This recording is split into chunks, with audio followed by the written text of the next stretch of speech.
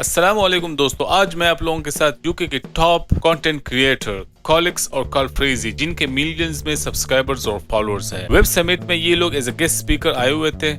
और ये जो सेशन मैं आपको दिखाने जा रहा हूँ, ये है क्वेश्चन आंसर का सेशन, जो कि नए कंटेंट क्रिएटर के लिए है। और इसमें डिफरेंट लोगों ने क्वेश्चंस पूछे। मेरा भी इसमें एक क्वेश्चन था। मैंने तो पूरी लिस्ट तैयार की थी, लेकिन टाइम कम होने की वजह से सिर्फ एक ही क्वेश्चन पूछा है। तो चलिए आइए देखते हैं ये session. Yes. And so this stage is all about you. So if you have any questions, please raise your hand. I know at the start it can be kind of scary, but have some bravery and we'll go through your questions. To start off, we'll just ask a question for the audience to get to know you in case they don't.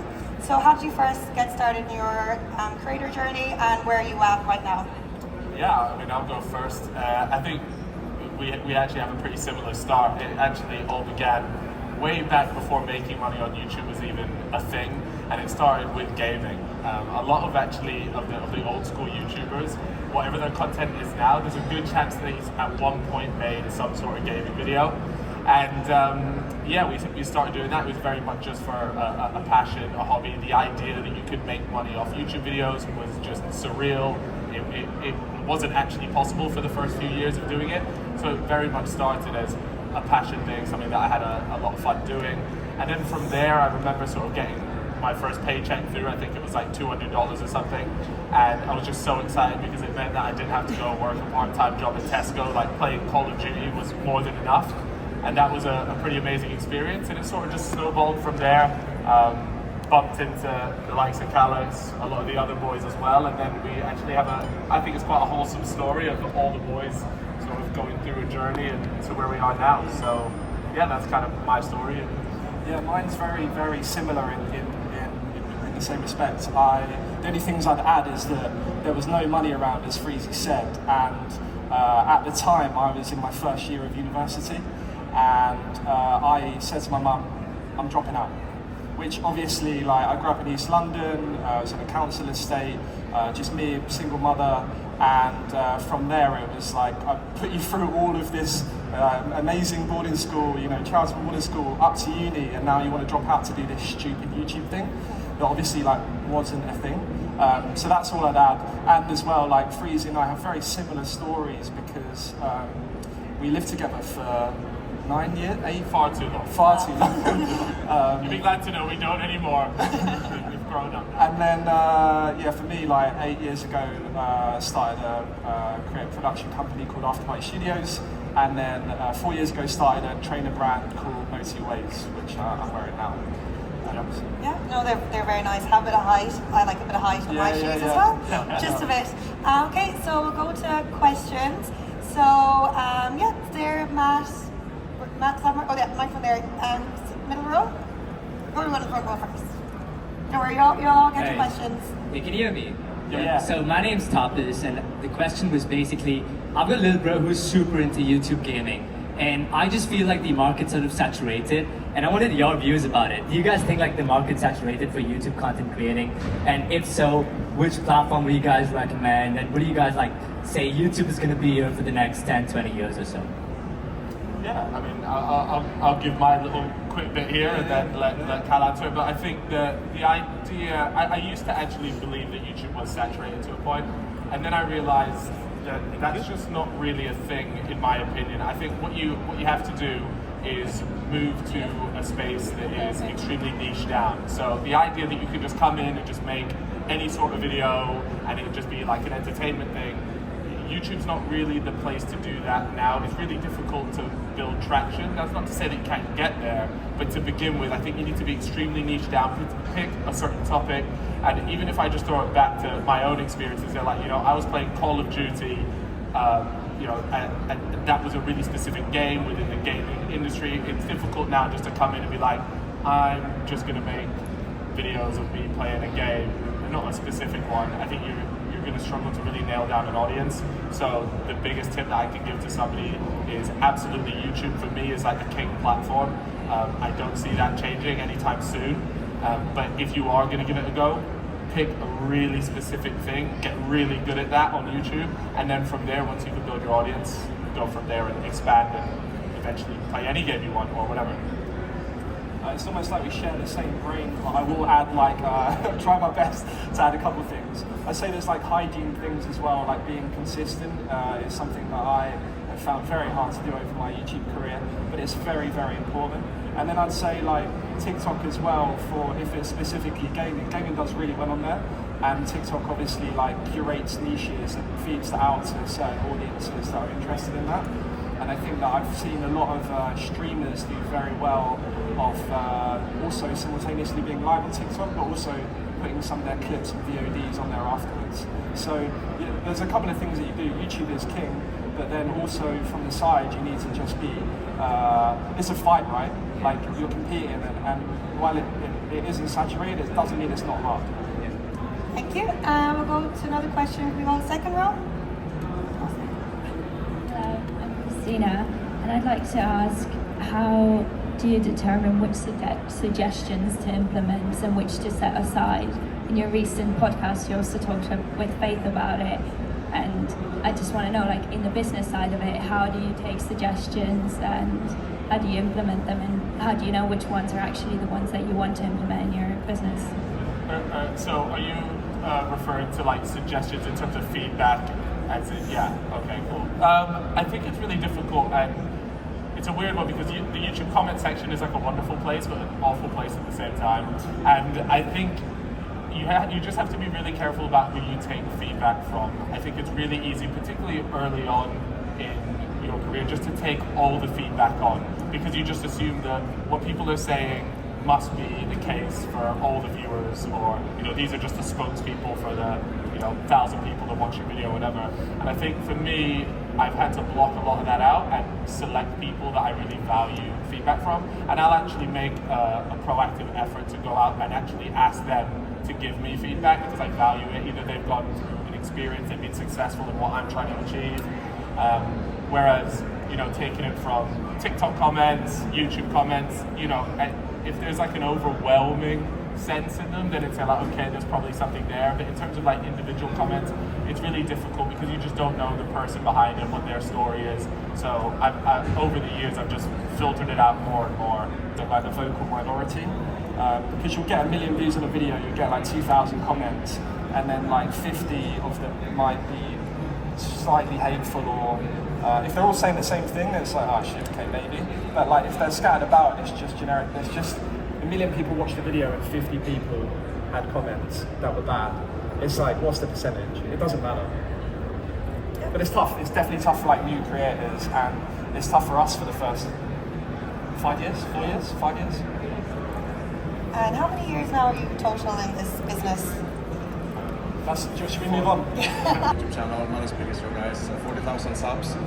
What would your advice be, kind of the first question, for someone who has sort of found product market fit, you're getting an audience, they're watching a lot of your stuff, what would you start doing once you see that? Yeah, for me, I think from there it's like, okay, the most important thing now is people finding your video. So it's continuously making each video slightly better than it was in the last one, but also being multi-platform as well. Cal touched on it briefly. He spoke on it briefly there with like TikTok videos, using that. I mean, in terms of podcasting, what we do in the Fellas Studios is we use TikTok as the funnel, and then it takes them into long-form YouTube video where we can really build a community and actually build influence that way. And I think that for me would be like a really important thing. I'm fully aware that takes resource, time and money. Like it's not an easy thing to do, but truthfully I think that it's sort of the baseline standard now in order to make it there. You really just got to go all in. So that would be my biggest thing.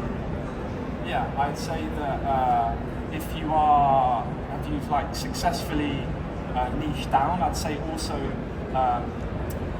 watching other areas for inspiration is really important. So it's very easy for me to make a certain style of video and stay in the same kind of like bubble that I'm here, but opening the horizons and really like being thoughtful and mindful about watching other people to learn, I think is really important, and what people don't do enough. So that's something that I try and do on a regular basis, is I'm going to go on incognito, see what's there, so you learn about what's popular as well, what's doing well, and there's no bias. Even like VPNing to other countries is something that I do, and then go on incognito to kind of see what's bubbling around. And most of it's really high level generalist stuff, but taking bits of that and then just marginally gaining incrementally over your next video, so that you're always getting better, I think. Tudor, I come from Romania, and you and the boys are the main reason I learned English. Wow. So my question for you guys are, how did you manage to create such successful businesses and manage the thing over the years while also competing in such a competitive area that the UK YouTube is? How did you manage everything? Yeah, it's all about managing your time, which is really, really hard.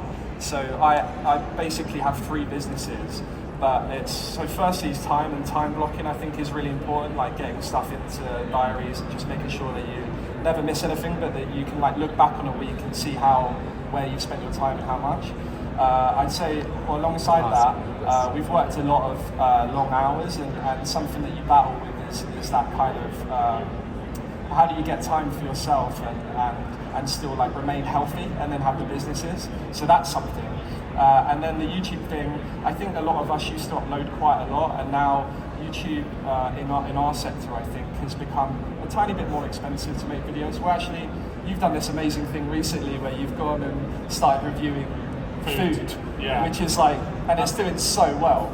Yeah, I gave up on spending tens of thousands of pounds on YouTube videos. Yeah. It just wasn't fun. So It's not sustainable Yeah. as well. So it's about being. We've had to evolve like a number of times and be smart with it. So we started in Call of Duty. We went to football videos. We then went to challenge videos. We then went to vlog style stuff. And now we're in an ecosystem of where like idea and thumbnail is first, but it's more about how do you intrigue the viewer to care enough to click, because you're not served it like on TikTok. You choose actively. So there's so much bubbling around, but how do you do it? I think the main thing for me is how do you spend your time, and then hiring amazing people around you, which is so hard. But some of the people that work alongside me are in the crowd, and they're incredible people, and that takes a lot of pressure off. I think, yeah, my main point there was going to be building a team. I think, I've been fortunate enough, I've built, and when I say build a team, I'm not talking about, you don't need 10, 15 people. In fact, I think once you start getting to that size, it actually, you end up becoming more of like a man manager. You're not actually focusing on what you're good at. So, my YouTube team is small, there's 2 or 3 of us in there, and it works really well because we get things done really quickly. And I think for me, that was by far the most important thing. It's like, right, I can almost leave them. And now, when it comes to making a YouTube video, it's just about, I just need to be there. I need to turn up because I know that they've done all the pre-production, and I know in post-production, there'll be a couple rounds of doing notes on the video, and that's it, because I have the trust. And I've actually trained these people up over the years to get to that point. And I think that's really important for me. And then across on the Fellow Studio side is just having really important people at the top there where I can go and ask them a question and they'll just be able to give me a quick answer based on what the entire company's up to. So yeah, for me it's all about building a team, but like you said, it's really difficult and it's not something that you're going to get right first time. We've been through a lot of people, been through a lot of teams. It's just part of the game, really. Thank you. And your English is really good, so you must be good teachers. Well done. Go to the front row now, please. The microphone can step past there. It's just in front. Yeah. Okay, my name is Najeeb Khan. How important are analytics, data to your content strategy, and which metrics do you focus on the most?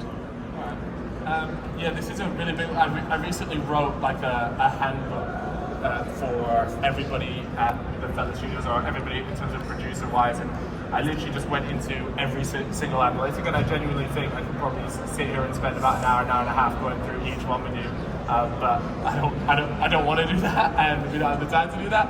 But I think the most important thing is something called viewer satisfaction, and all the different analytics that you see in the back end that YouTube gives you essentially are all signals that get sent to an algorithm that decide, was the viewer happy watching this? At the end of the day, all YouTube wants is for the person to watch a video and be really happy with what they've seen and have a good feeling and therefore go and watch more YouTube videos. They want them to stay on the platform and they want to watch as much content as possible. And I think the best way to judge that is probably through a metric called viewer satisfaction, and that is a combination of retention, CTR, you know, just like are they liking, are they subscribing, you know, metrics that previously I assumed were almost like vanity metrics. You know, who cares about a subscriber count? Well, actually, I don't really.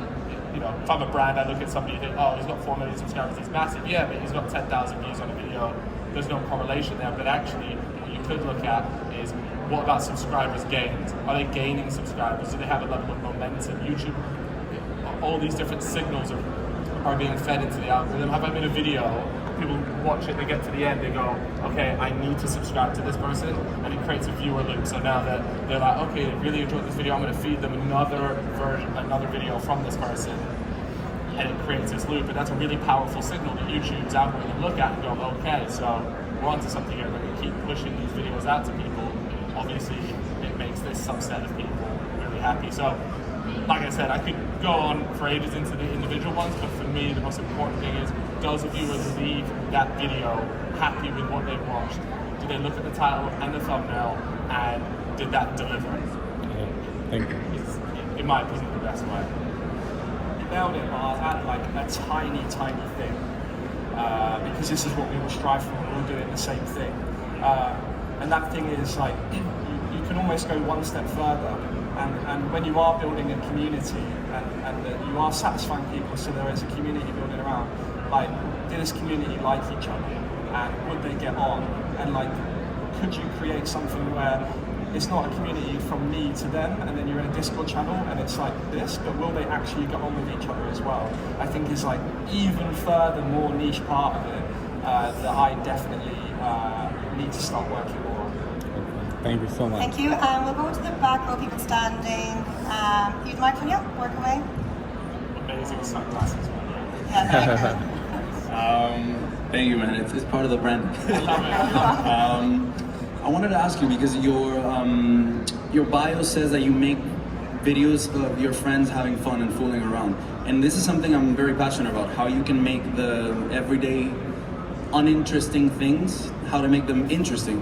But you were saying, okay, the most important thing is to get people to click on your video. But you guys make videos like 30 minutes long. So my question is, how do you make people care for 30 minutes about your friends fooling around? What are some of the storytelling aspects that you have carried across the years to make people care for such a long time and keep on clicking and keep on clicking? I think that making the viewer actually care about you is really hard and takes a long time. And now we're very fortunate to be sitting up on stage after doing it for 14 years and evolving 6 times and making like 5,000 videos.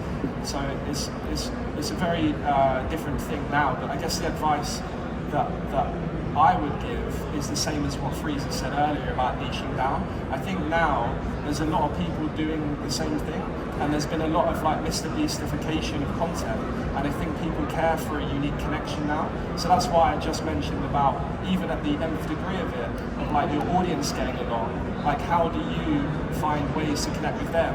And if you're making the same content that is like where the algorithm kind of drives you, then you might get fast success, but it won't be sustainable.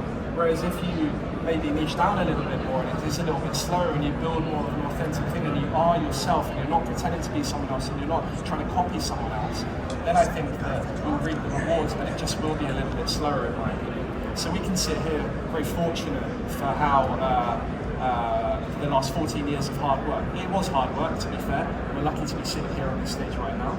But now I think it needs to be done in a completely different way. To add to that, just make good videos.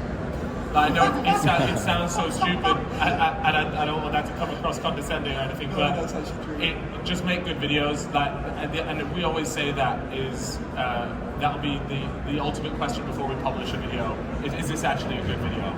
And if it's not, then that's why they won't watch it for 30 minutes, because it's very easy. And a massive thing as well is you can look at it and you can go, yeah, this is a good video. But that's because you have an emotional connection to it. You have to imagine somebody's never heard of you, has stumbled across this, the algorithm has fed it to them, and then why should they care about it? So within that first minute, you've got to make them care about it. There is a real science to storytelling, and again, that's a completely different topic that we could go into, but it takes a long time to understand how to make a good story. I don't think me and Cal certainly not in a position here to say we're amazing storytellers, but certainly with YouTube there is definitely ways to do it, and that just comes with practice and making every single video better than the last one, and that's how you get people to care for 30 minutes. And I will add one word as well, which is like be authentic. So really try and be authentic so the audience kind of can resonate with you. That's it. Great, thank you. Just get the microphone back to the volunteer behind you, please. We'll go back here. Is anyone around there have a question? Bold. So I'm being bold here, but I'd love it if you guys would have a look at the YouTube channel that I've been spending a lot of time and effort at, and just give valuable feedback. Would you do that right now? No, not right now. Sorry. Let other people have questions. A question over there? Yeah, you can have the microphone. Yeah. Hi guys, big fan. I have a question. So this whole event is being centered around AI. Has AI changed anything on your type of work? And honestly, are you guys scared of it? Yeah, I mean, am I scared of it? No, I think there's no, I mean, unless you wanted to get into like a deep, AI is going to take over and we're all going to die to it. That's a different conversation. But in terms of YouTube, I don't think, I'm certainly not scared of it. There's loads of tools that we've been able to use that have absolutely benefited our videos. You know, sometimes when, and particularly around audio actually, is when you know, let's say an audio, your mic cuts out or something like that, you can then get rid of all the background noise from before and it sounds really similar to like the mic quality. There's lots of like imperfections that can be fixed with AI, and you know, in terms of idea generation, it's certainly helpful for inspiration. I'll be honest with you, I've yet to find a prompt or AI that's been able to almost spell out an entire video for me, but I certainly use it as inspiration. I'll be there like, hey, I need a hook for this video where I'm trying the world's most expensive burger. Can you give me it? And most of the time, like, it gets close, and then we change it a little bit. So there's loads of like tools and ways like that I use AI. There are probably a lot more ways to use it as well, but because we're in such early stages right now, I'm sort of just seeing what's out there. There's so much out there that I just genuinely don't know what's possible, so I'm kind of just sitting back and waiting to see what happens.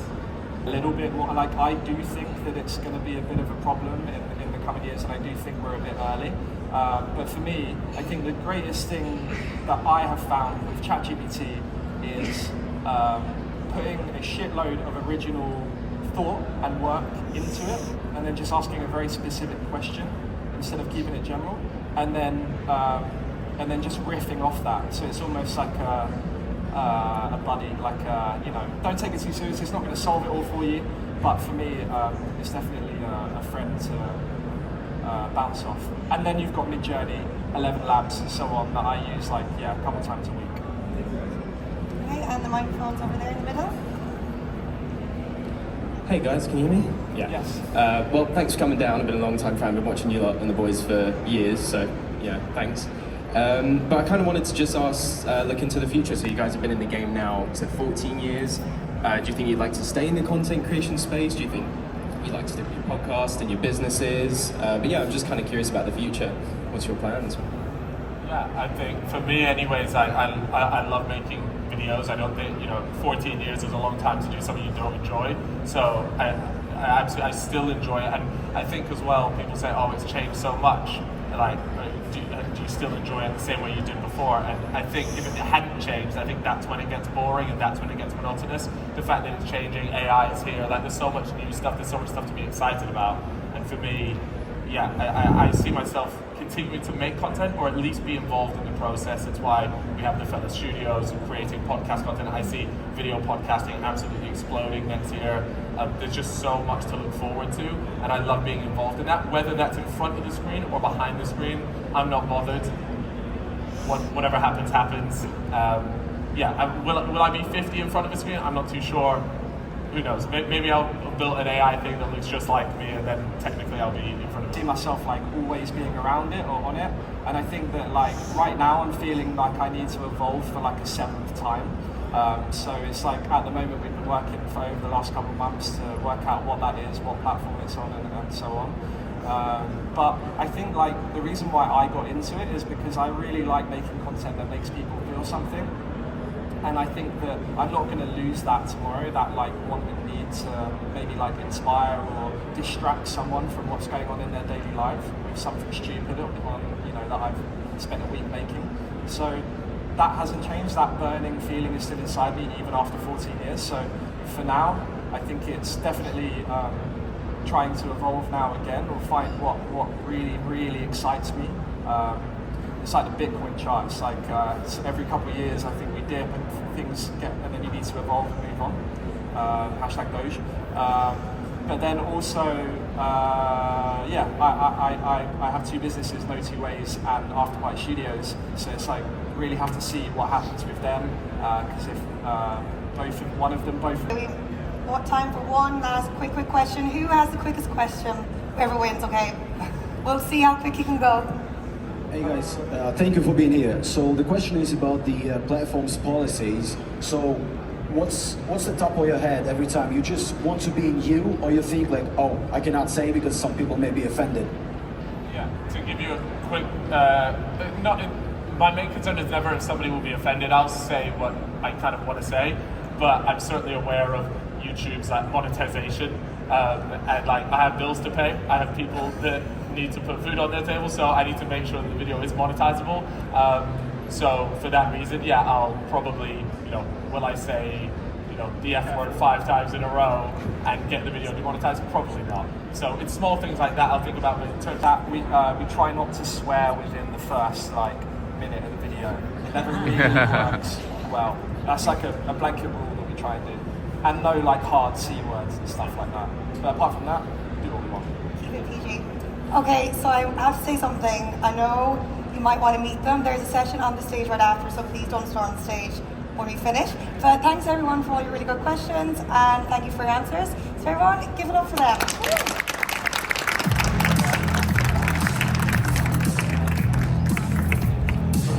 Can I connect with you on this? Yeah, sure. I'm gonna send you a messenger, right? Yeah, sure.